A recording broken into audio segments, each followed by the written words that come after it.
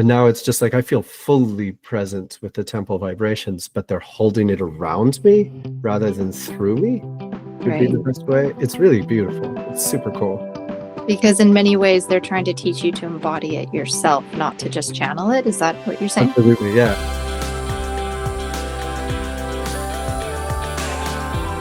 Hello, everybody. Hello, YouTubers. We are doing another temple talk, which is amazing. We haven't done one in quite some time. We also connected with our members in the sanctuary for their questions. That's what we're going to be asking today. And just for those of you that don't know, the sanctuary is a membership group of amazing, growing group of humans that have found us on YouTube and have come over to get additional information, sort of tap into the deeper channelings and teachings that is available to everybody. So join us if that is interesting to you. Thank you for being here, Daniel. Thank you to Thoth and the temple. And just, I'm going to be a bit more of a human while Daniel stays connected to the temple itself. I want to do a breath long key ring, which I invite listeners, viewers to share. Great. And so getting good at this, I highly encourage. It can have a big impact in a minute. So I'm going to breathe into my heart, crown, throat, shifting at the end of the exhale, sacral, nose tip, solar plexus, diamond eye,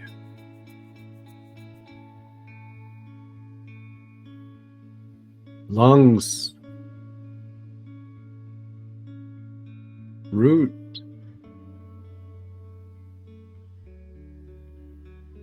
chin, navel,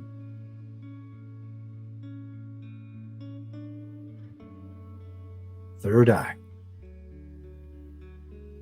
last breath in your heart.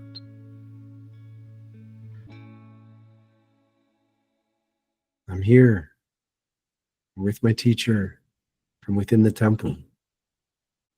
Thoth has always worked with a circle. He's invited us to know this through his temple. It's a sacred inner space we can find through intention and will. We shall today answer many questions in this way. When open contact occurs, how can we help those struggling to comprehend the events? Make an early decision to accept when their struggles are not close to resolution. You can know this. You must be able to tune and remain tuned with the earth. Use your body. The simplest measure is, are you with your breathing when you talk with them? You are offering them the chance to stay tuned with their bodies. And you must recognize when they are too euphoric, excited, distracted, terrified, or another strong reaction. In this, they may well be avoiding their body because it has been painful for them to be in their body. You must leave them to their confusion if this is the case. That's powerful.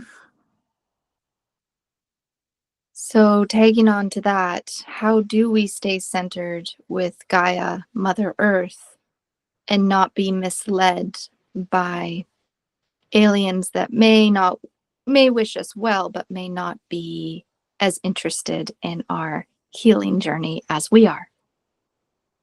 Some form of practice is essential. We have given you this key ring It enables you to tune with yourself and many layers of yourself that may hold the confusions that drive you out of your body. Another way to say this is that any form of distraction may be preferable to the pains or the fears that stay in your body. Thus, an ongoing commitment to being present in your body will enable you to easily measure: have you left your body when you talk to another? Have you connected with them in a way that makes it more difficult to notice your own breath? Do you feel a strange or anomalous dissonance while you communicate with them? To know yourself will enable you to distinguish what they bear, and thus you can, from this awareness, ask questions that give them the chance to go deeper into their spiritual presence here. Interesting. Giving the aliens a chance to go deeper into their physical presence. That's interesting. And to know thyself when interacting. There are many different forms of consciousness present. You could consider the earth and this time on earth as a crossroads. It is crucial to appreciate that many of these consciousnesses are extremely well-intended, unconditionally loving, and functioning in service. And yet, some are not. And some are a mixture. They mean well, yet they may not recognize their own fascination and even joyful terror, shall I say, as they witness life on Earth. Some of them are very excited to be close to physicality and yet would never become physical themselves. Interesting.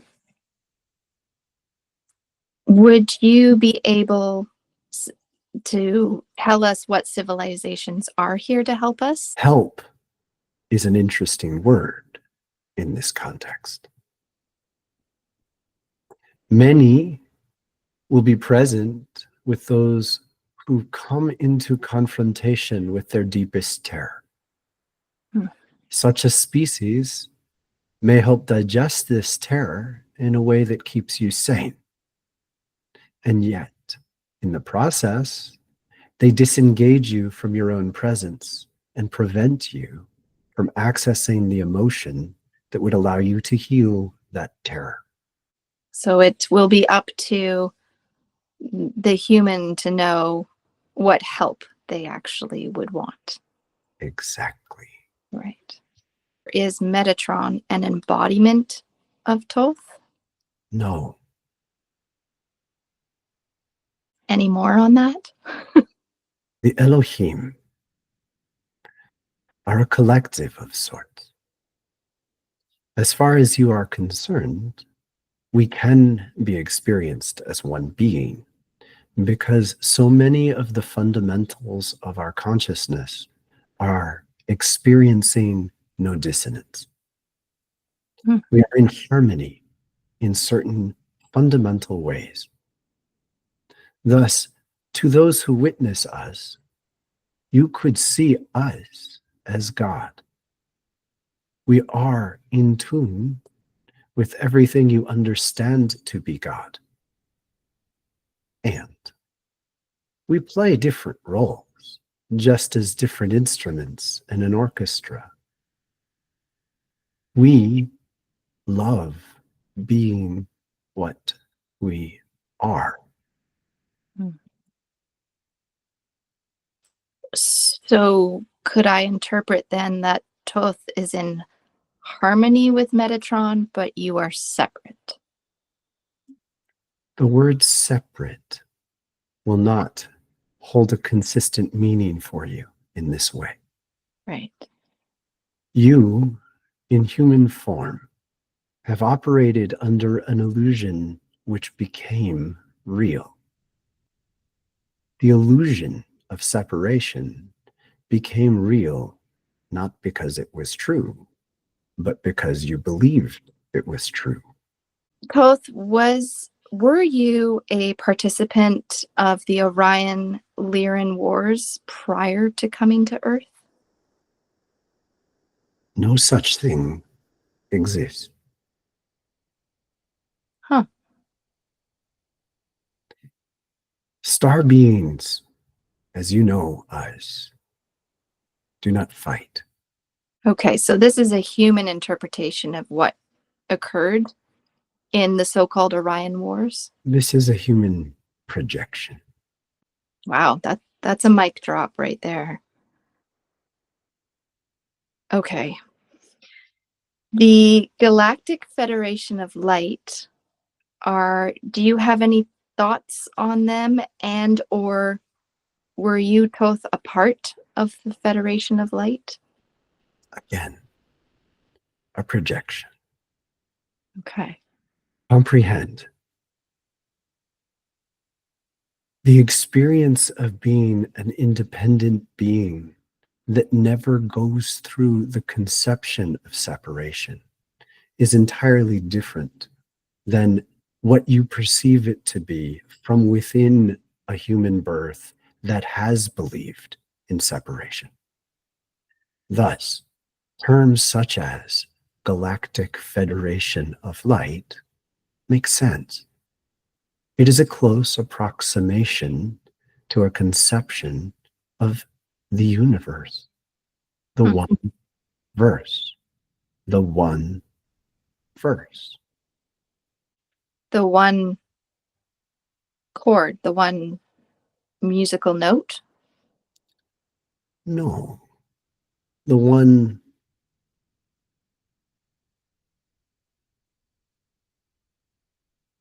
they're just showing me. It's visual. Hmm. She's smiling.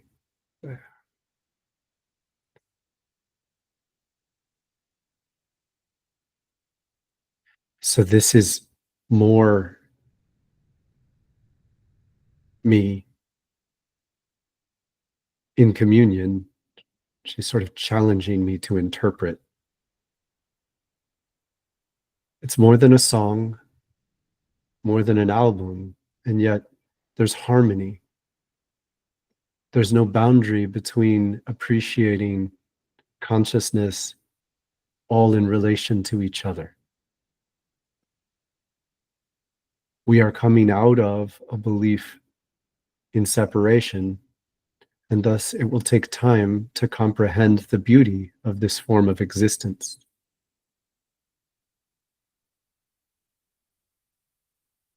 And she's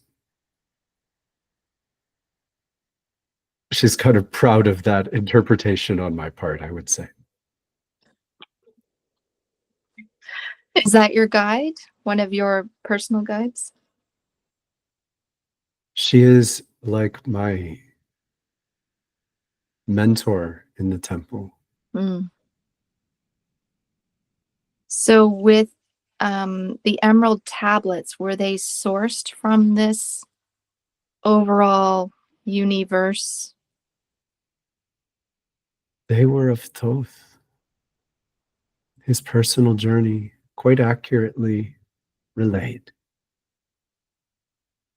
Interesting.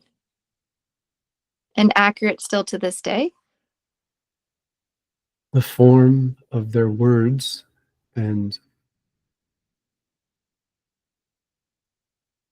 I'm interpreting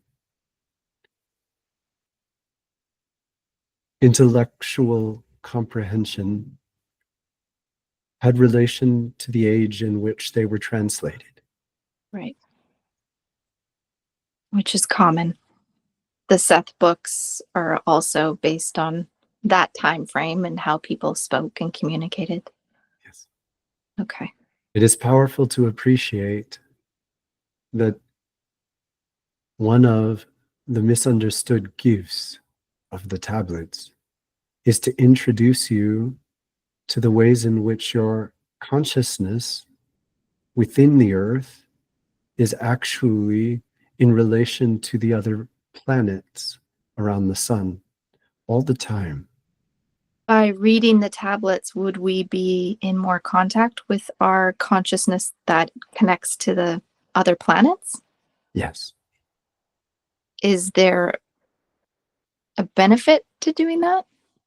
Tremendous. Okay. Well, I will get on reading those tablets. The focus of the temple in terms of the work that is coming through Daniel is so earth-based that statement just surprises me a little bit. Consider bells. Each bell has its own tone, and with many could play songs. Imagine one person chiming a bell, learning to chime it in rhythm with other bells to make a song. Now, imagine you only hear one bell, and yet you hear it within intervals of a song where other notes are played, you just can't hear them. Hmm. You have existed within a solar song, a song of this sun, and yet you have only heard the note of the earth. Okay. So in order to be more present on Earth, opening up to all the bells of the solar system would enhance our experience here. Dramatically. And Earth's presence is very much connecting to these other planets and always has been. Always. Okay. The interrelationships are more interesting and more necessary to appreciate than humans have long remembered. There is a manner in which the presence of the other planets exists within you at all times. The simplest understanding is to appreciate that a part of you is the whole solar system. Consider as if you have the whole solar system within you at all times, and you have tuned primarily with the rhythm of the earth. Okay. Now, this brings up the question of discernment, because would the other bells of the other planets not pull us into their orbit? And they would if you made choices. This is why, to retain your center with the rhythm on the earth and to hear the song. Okay. Are there other beings on those planets at current time within our solar system? Oh, yes. Mm. All of them. And do they resonate with, if let's say they're on Mercury, do they resonate with Mercury as their base bell? Certainly. Okay. A more interesting point, which may be daunting. Consciousness can exist in many measures of focus. The earth plays a unique game with you all. In a certain respect, she gives a body to many beings present around the sun. Hmm. With some of them, they are struggling not to be here. She seduces them by offering them an experience that is more true to their truth than they understood. And would it be fair to say that other embodiments of ourselves, aka incarnations, are these beings on other planets within our solar system? I discourage you from thinking in this way. Okay. You are coming into contact with the confusion of emerging out of strict conceptions of separation. These conceptions were only made possible by forgetting all and being born in a body. You learn to believe in the body as yourself and the boundaries of your body as the edge of yourself.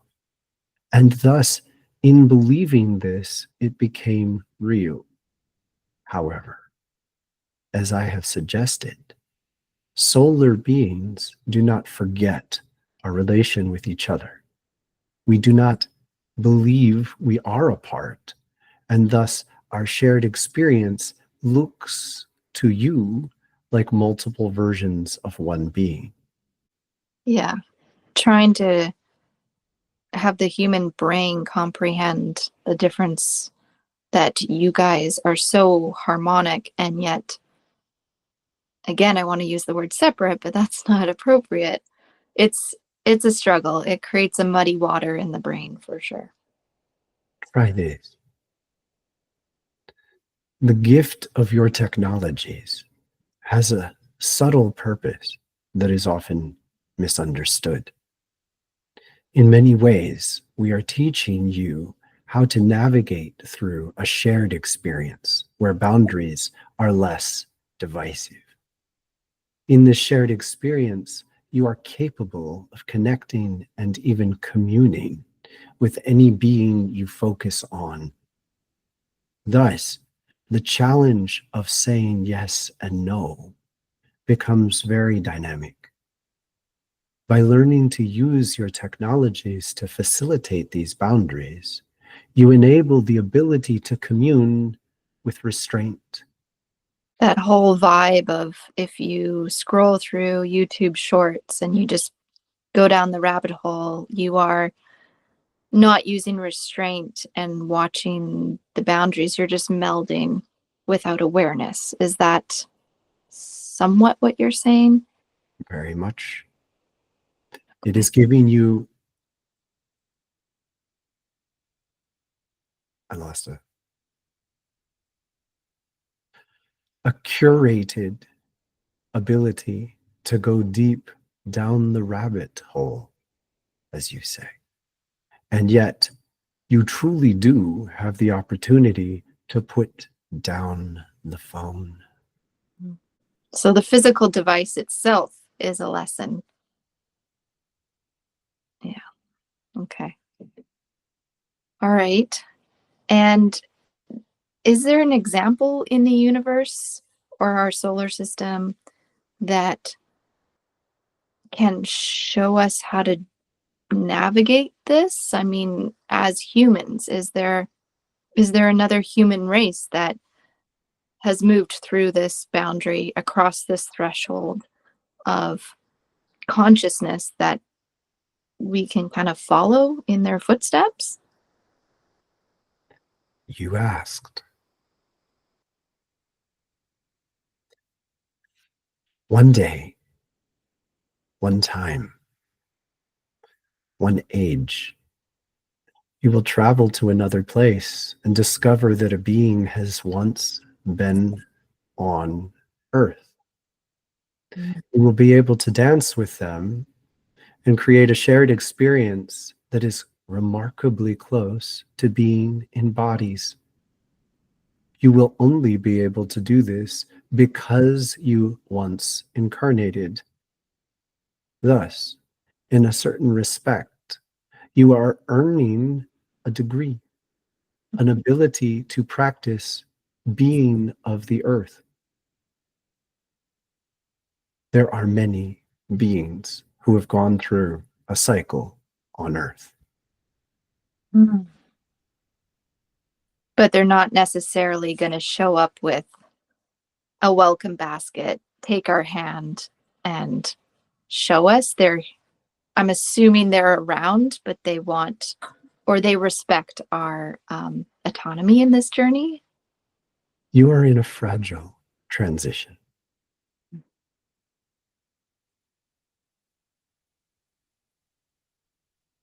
Say that's enough.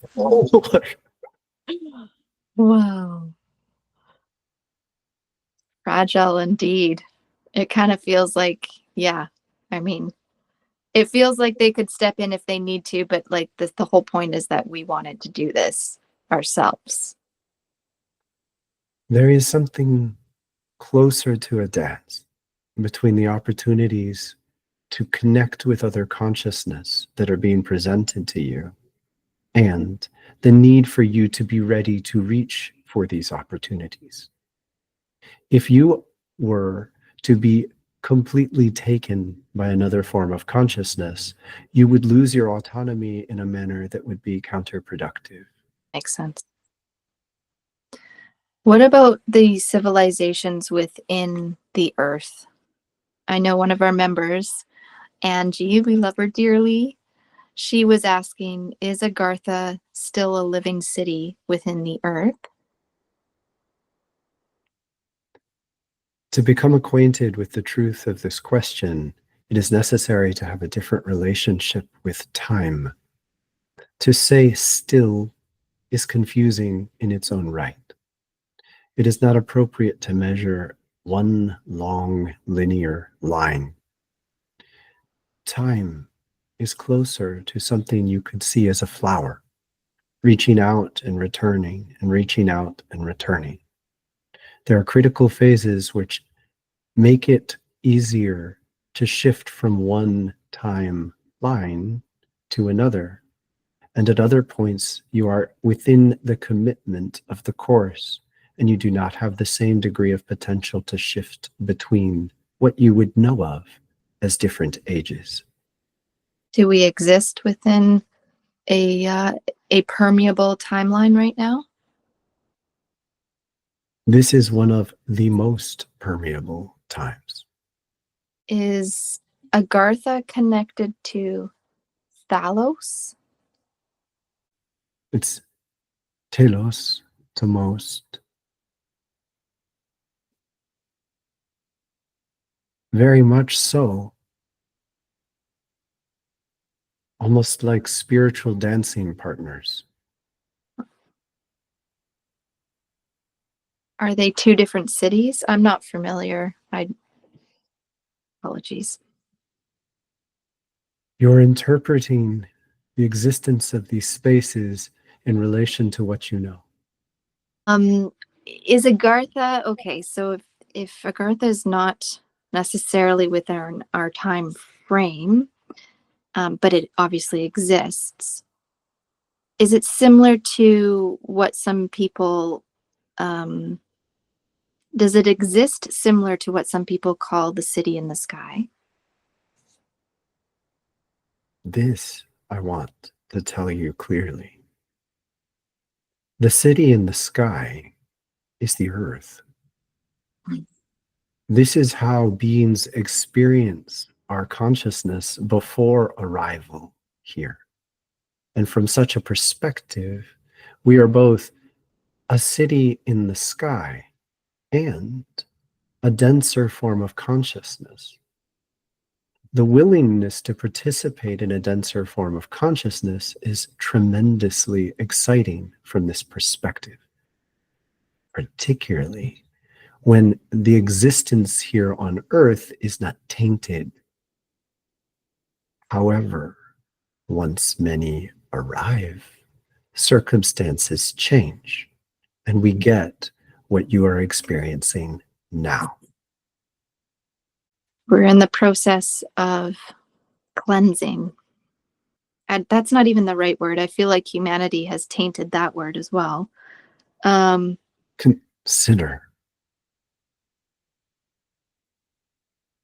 the introduction to a depth of density which is unfamiliar to you has many challenges. You are shifting from one frame of reference to a dramatically different one. Thus, the animal kingdoms, as you know them, actually function in a strict form of order. The hierarchicalization of presence enables beings to have a strict delineation between what they are and what they are not. This is a necessary boundary of sorts. As consciousness becomes more material, it is necessary to make accommodations for what happens if you lose your focus on spiritual presence within the experience. Thus, rather than damning you, you are simply placed into the body of a being who represents the normalization of the patterns that you take on in material presence. In other words, you will become prey to a carnivore if you behave that way too frequently. Having gone through a cycle of experience in this manner, you learn to center spiritual presence in an in-between space that re-enables you to see what you have known as the city in the sky, but from within a presence near us. That is what you are doing now.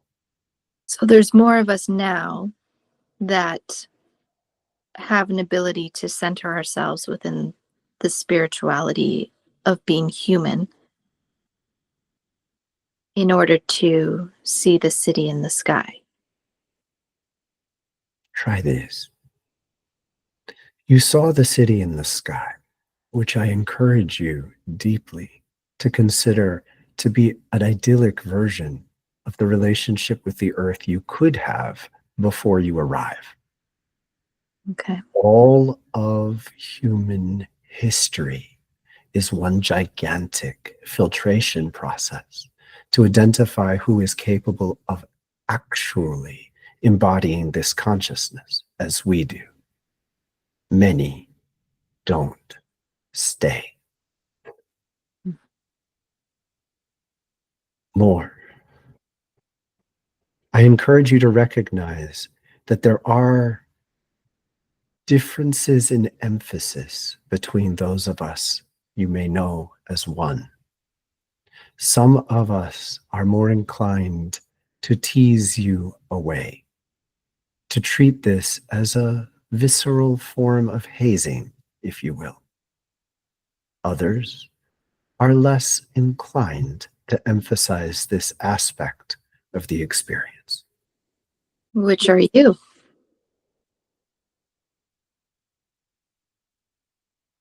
It saddens me greatly to see many of those who choose to leave.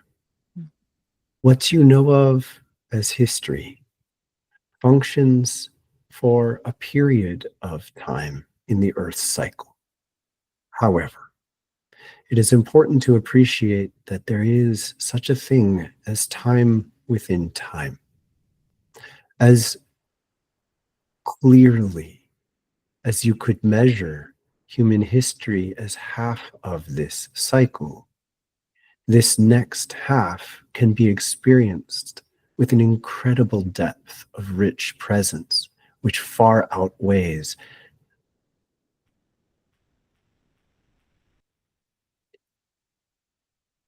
the diversity of focus. Is encouraging me to try to put that in my own words. My experiences of surrendering to a channeled answer, and then this is a different gear. It's kind of like you can live a year in an hour or an hour within a minute.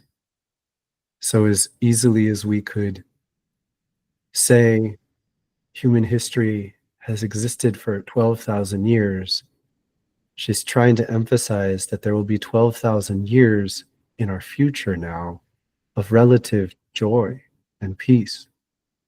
And yet it's even better than that, because this time will be far richer with potential. We can live the moments between the moments with much greater presence. A deeper experience of 12,000 years, a more present experience. Much more. Wow. And that's what we're aiming for. Jeez. I would like to share with you the sadness of knowing how difficult it is to do this. The resonance we create, starting already, becomes a pure presence that resonates into the space around what you know of as the earth.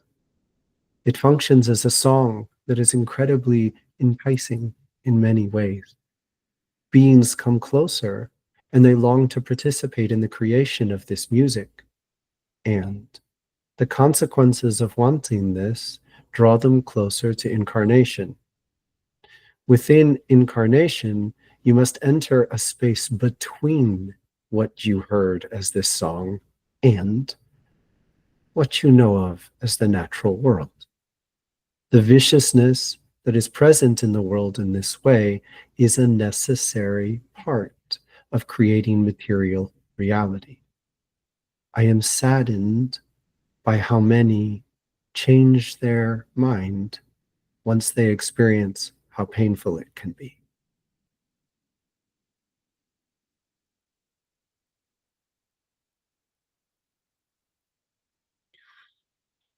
She wants to share more. It's very heavy.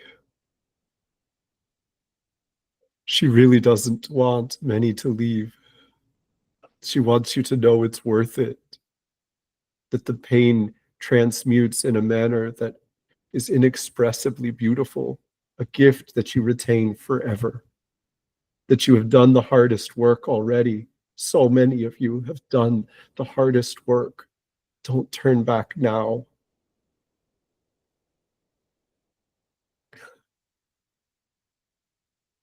That's her. May those who have ear hear. Bless you, Gaia. Thank you to the temple and Thoth. Thank you, Daniel, for that deep answering of all the questions. I was staying open, but she's really done. The earth is essentially has been holding a more neutral space to allow all forms of behavior, but within bodies. And the gift of this is that she's intentionally exaggerating certain behaviors, in a sense.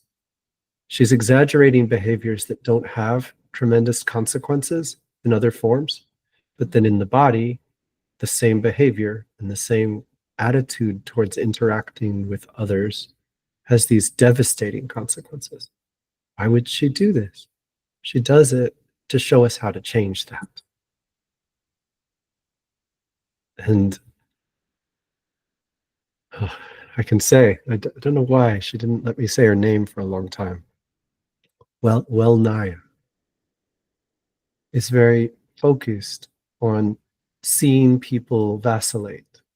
She sees them begin to experience the sacredness of life, to tune into the gift of learning that one doesn't want to induce pain in others, that there are devastating consequences to being callous and heartless.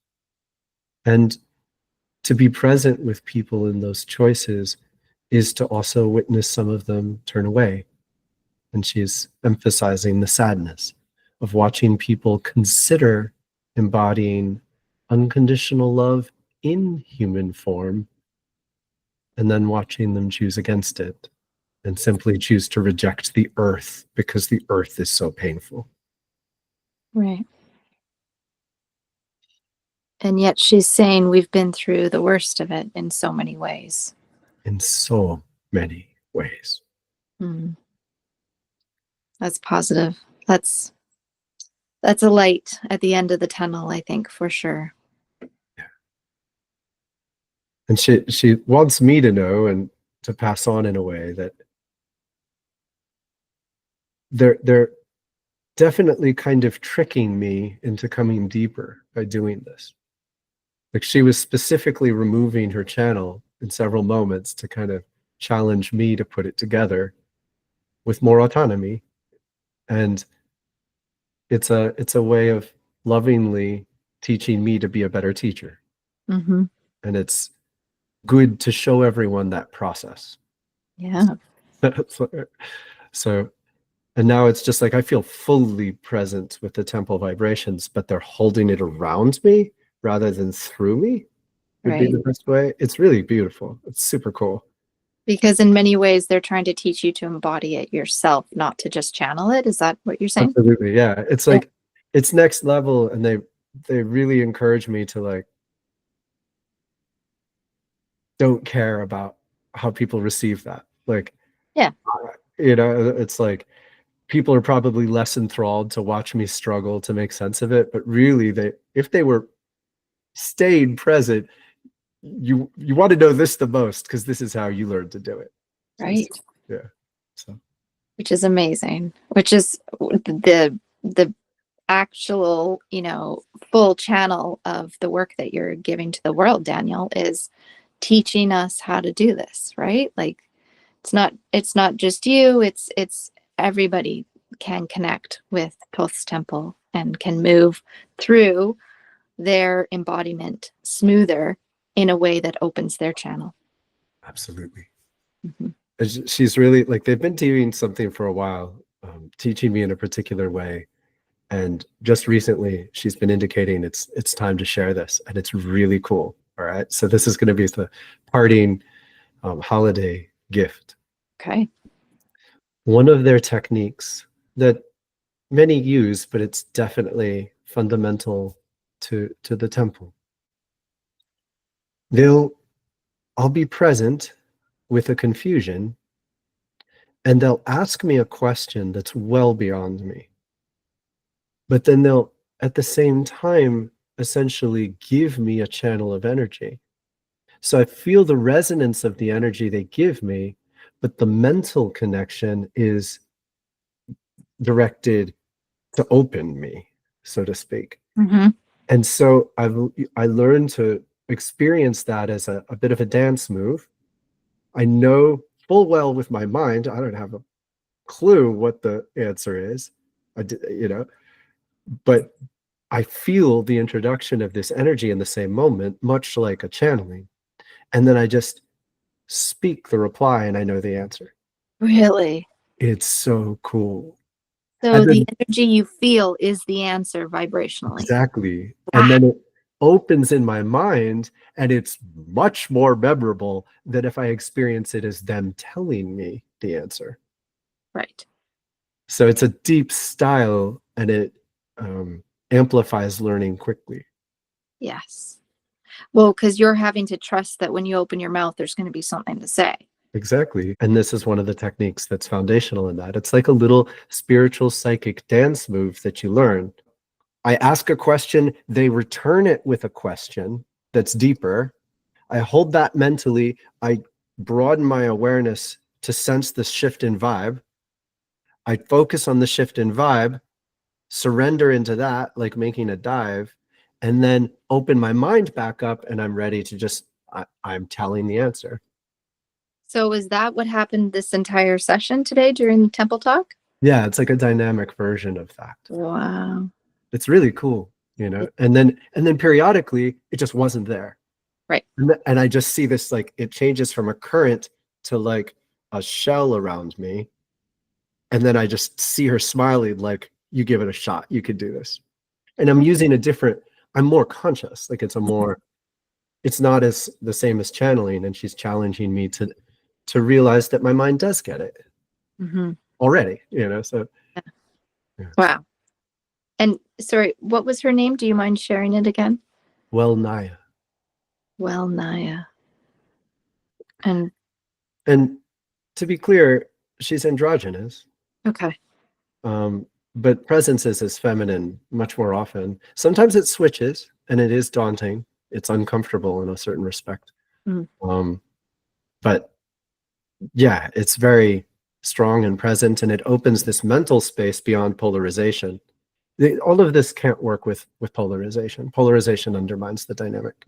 So you have to transcend a certain range of belief systems that just sort of like chaining you too tightly to fixed perspectives. Well, and I think all the YouTubers that are watching this and people who've, come across this temple talk, I think they would be open. Part of their mind is open to receiving this information. Yeah. Which is amazing. So thank you to everybody, present and future tense, who have attended. And we do hope to do these. I don't know. I don't like putting a time frame on it, but a couple times a year, multiple times a year. And come join us. Check us out on wildflowerfire.com. We have a membership community called The Sanctuary. You can find that out on the website as well. And thank you again to Thoth, the Temple, and Daniel for today's chat.